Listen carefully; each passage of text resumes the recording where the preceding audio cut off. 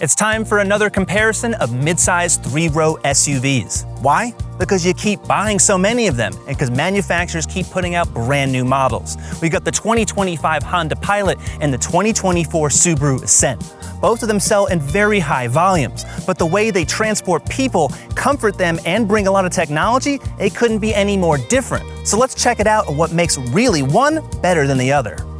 Midsize three-row SUVs are the core of the new vehicle market. The Pilot has been brand new for 2023, and it's in the 4th generation. The Subaru Ascent was brand new for 2019, and it's still in its 1st generation. For 2023, it got a refresh. We've already compared the Pilot versus the Kia Telluride versus the Honda CR-V, and also the Honda Passport versus the Subaru Outback. So now we're bringing these two together. The Honda Pilot has a truck appearance. It's based on a car platform, so it rides and it handles like a car. But all the angles here, the upright fascias, all of the door panels, the creases, it looks more like the 1st generation Pilot when that debuted over 20 years ago.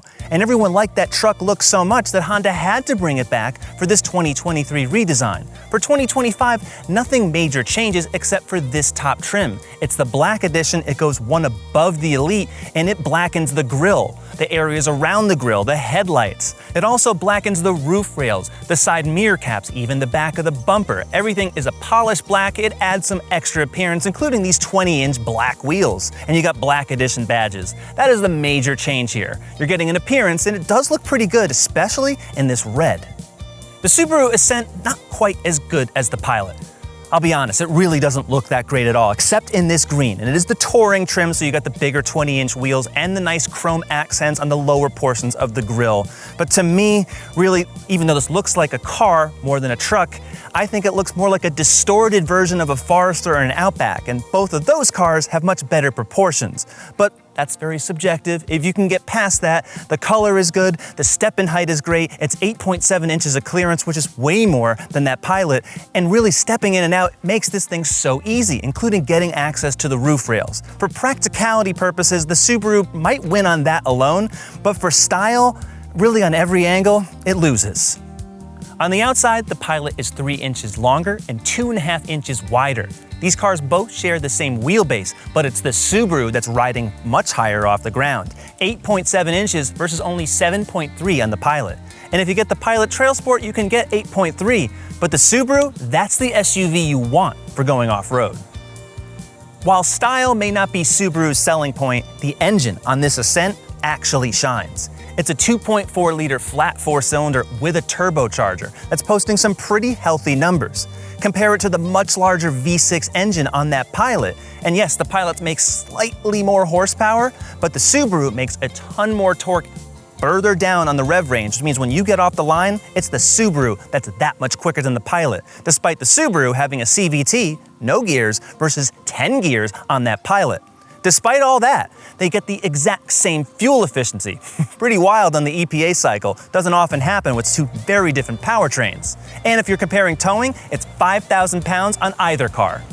The back ends of most SUVs aren't much to look at, but I do think that the Pilot wears it a bit better. It actually looks more like a Land Rover with Pilot spelled out in all caps. That is a trend nowadays, but this is the black edition, so it blacks out those pieces, whereas the Ascent really chromes out those pieces. It all depends on which you prefer.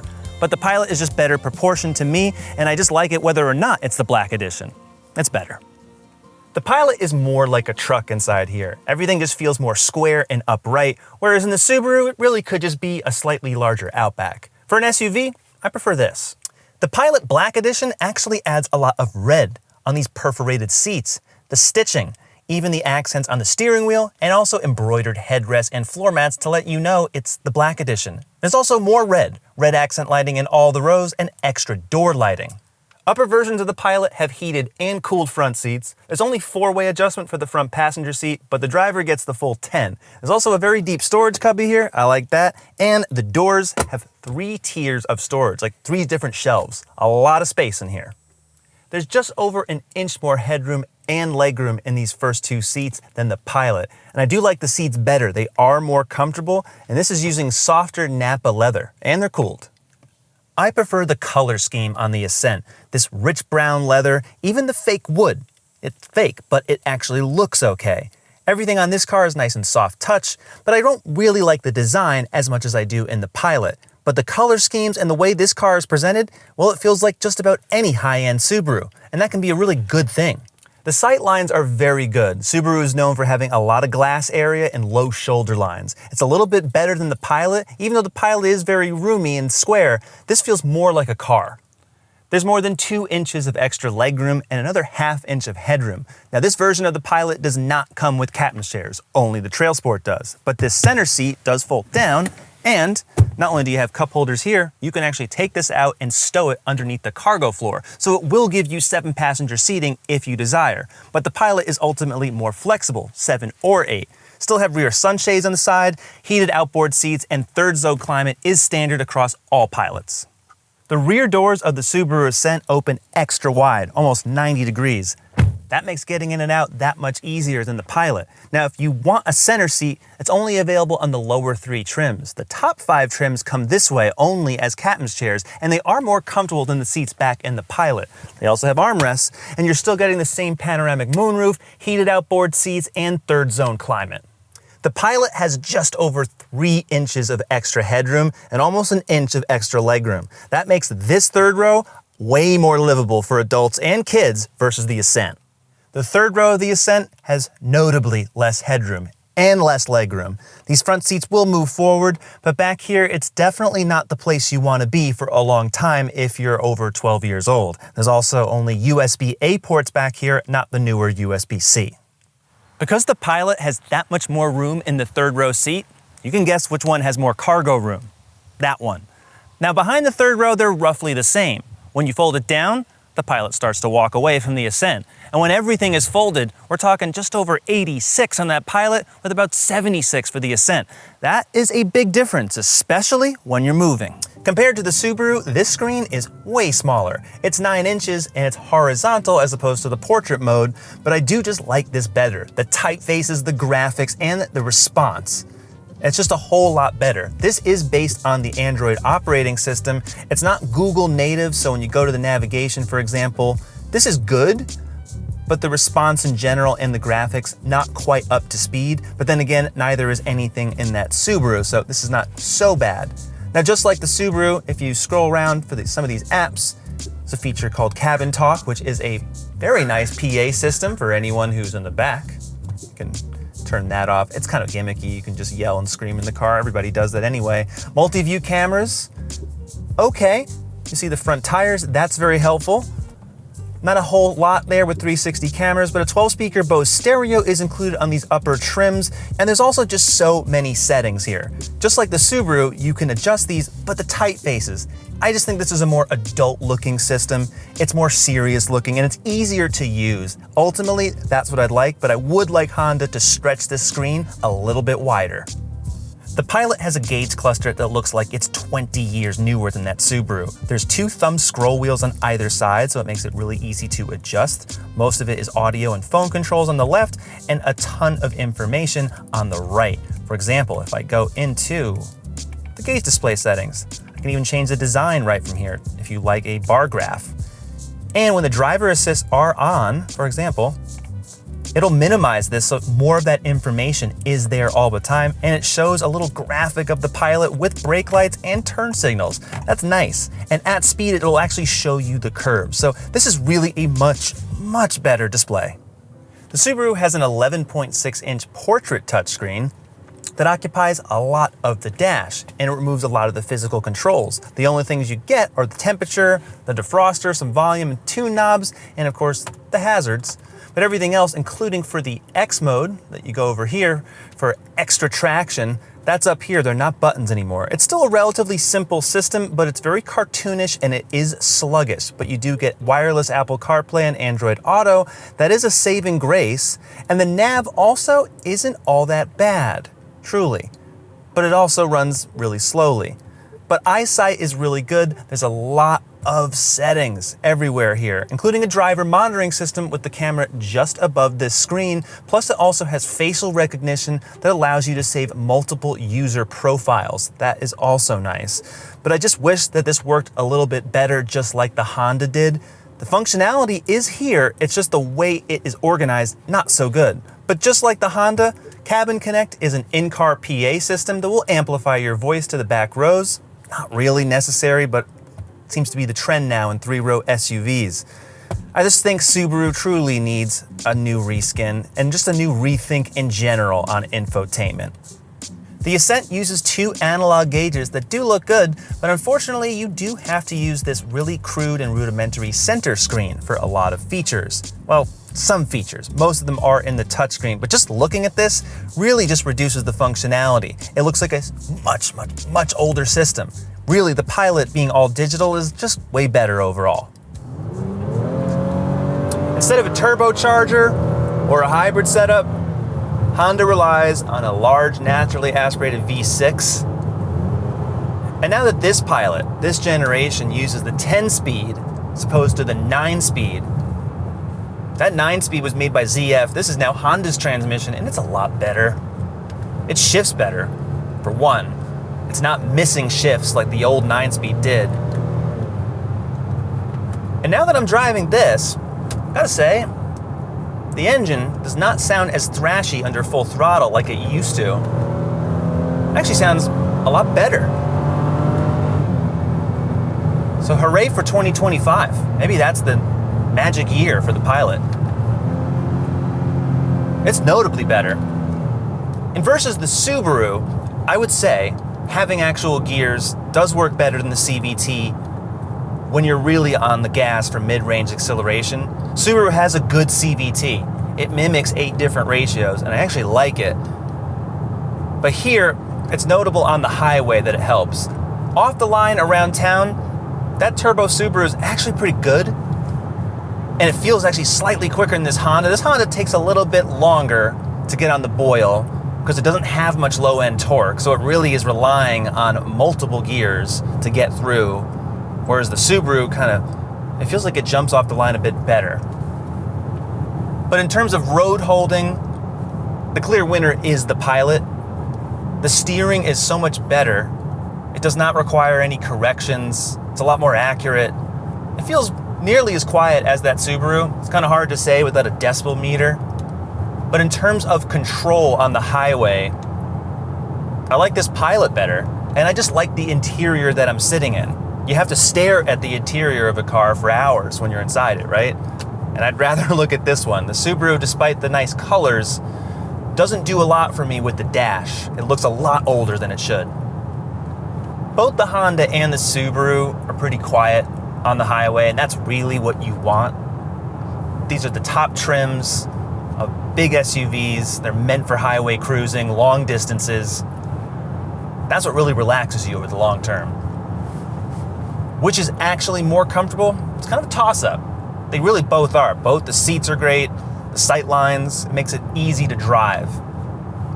Honda sensing is standard, just like Subaru EyeSight. There's a whole load of driver assists, including a semi-automated feature. Really easy to activate here in the steering wheel. It traces the lanes very well, and you can see it happening right on the instrument panel. That is not something that Subaru will display, not as well. You can also see cars in the blind spot, so that's really nice. Illustrated for you right here. But both of these systems are not truly hands-free systems, and they don't really offer the level of control that you'll find from some luxury automakers. Despite that Subaru having a flat 4-cylinder engine, which is supposed to have a lower center of gravity for the entire vehicle, it's the Pilot that feels more nimble, more car-like, more agile. A big reason is the accuracy of this steering. It feels nearly as good as driving a Civic, which is so much smaller. And that really helps you when you're driving a larger SUV, so you feel really like you're connected more to the road. I've said that before in other reviews, and it matters. Having to course correct, not knowing really where the wheel is placed, when you have to kind of seesaw back and forth, that's not what you want. Ideally, no. The Subaru is doing that, and the Honda, it's like perfectly positioned. It truly is. It's also just more fun to drive. It feels like it's more stable. And there's some roll, but really, Honda has tuned this chassis better. It's not like this is a sports car, but when you have a bigger vehicle that you can maneuver easier, in the end, that's what matters. I think the Pilot will make anyone feel like a better driver and also just enjoy it more. It really does. Now, both these SUVs have all-wheel drive, but only one has mechanical torque vectoring. And what that does is that it overdrives the outside of the wheel. So if you go a little harder into a turn, the trajectory stays right on track. You're not understeering and going into someone else's lane or driving off the road.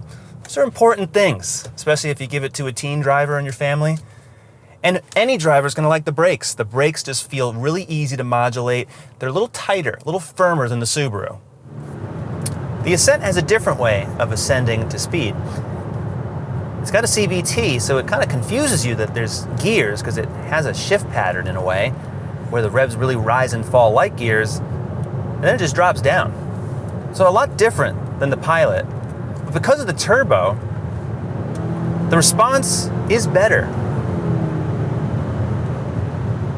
And I gotta say, even though it doesn't have real gears, the response on this transmission, it's easily one of the best CVTs out there, and it doesn't really need to make an excuse for being a CVT. It's still responsive and smooth and just not annoying at all. It really is good. It pairs well with this engine. Truly, in the Ascent, the Turbo 4 is really where it starts and stops. There's no other engine choices, but compared to other heavy SUV-like vehicles, such as the Outback, you can get a naturally aspirated 4 in the Outback, but the Turbo is just so much better in response, and the Ascent being a larger car definitely needs it. A lot of Subarus are often just slow and languid, but the Ascent gets up to speed, and that truly is what you need in a big family vehicle. It's very quiet in here, extremely plush. The seats are comfortable.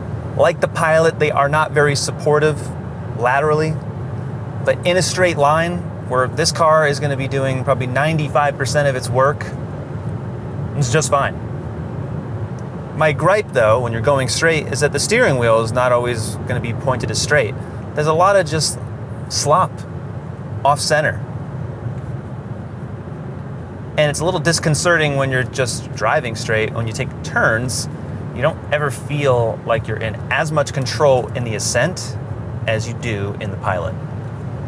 Subaru's eyesight system works well on the highway. It traces lanes really well.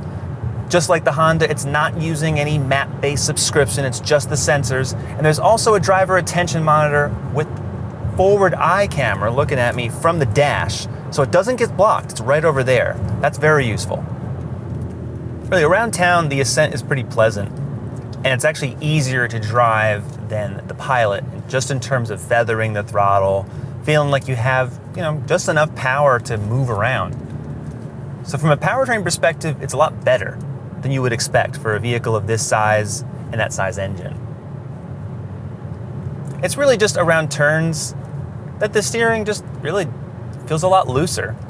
You may like that, but for me, even the standard setup in the Pilot, in the standard driving mode, the steering is just feels tighter. It feels like it's really more wound up.